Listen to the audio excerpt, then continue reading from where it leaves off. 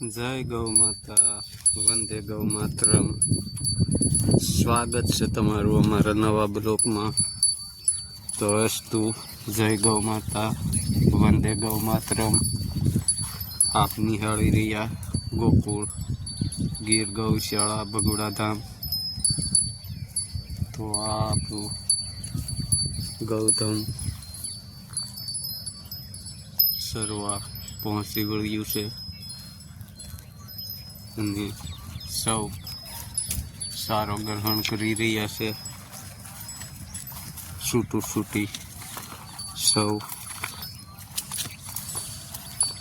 સમય અનુસાર આ આપણું પાંચગવ્ય ઋતુચક્ર અનુસાર સપોર્ટ કરે ખેતી, આરોગ્ય અને નેચરલી આહારમાં મોટું સ્થાન એટલે પંચગવ્ય.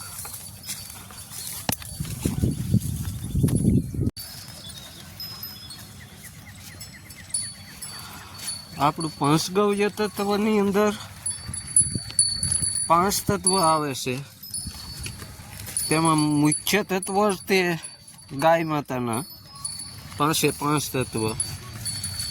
તો આ પંચગવ્ય અનુસાર આપણું ગૌધન પ્રાકૃતિની ગોદમાં અને યશધી ગુણધર્મોનું સાર આ આપણું ચાલી રહ્યું છે પંચગવ્ય આધારિત. કે તો આરોગ્યની દ્રષ્ટિએ અને અસીમ અનુસાર પંચગવ્ય ગાય માતાના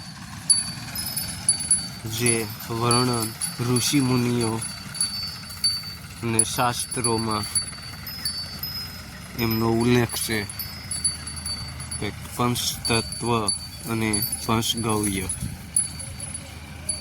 તો ખેતી, આરોગ્યની દ્રષ્ટિ અને ધાર્મિક વિધિ ત્રણેય ચક્રો ગતિમાન અનુસાર આપણું શાસ્ત્રો વર્ણન કરે છે.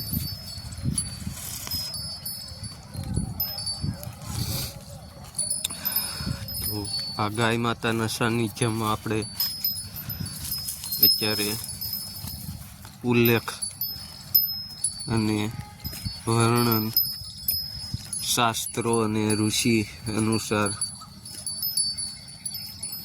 કર્યું છે. તો આપ સબ લોકો નિહાળી રહ્યા છો ગોકુળ ગીર ગૌશાળા ભગુડા ધામ.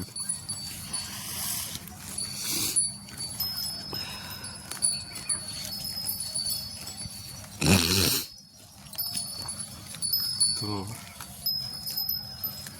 આજના આપણા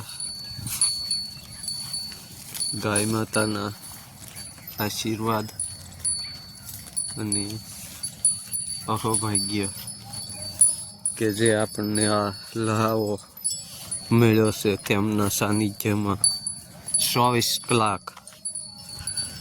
તો સૌ દર્શક મિત્રો જોઈ શકો છો.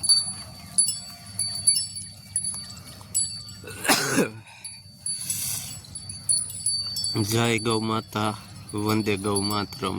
મળીએ આપણા નવા બ્લોકમાં.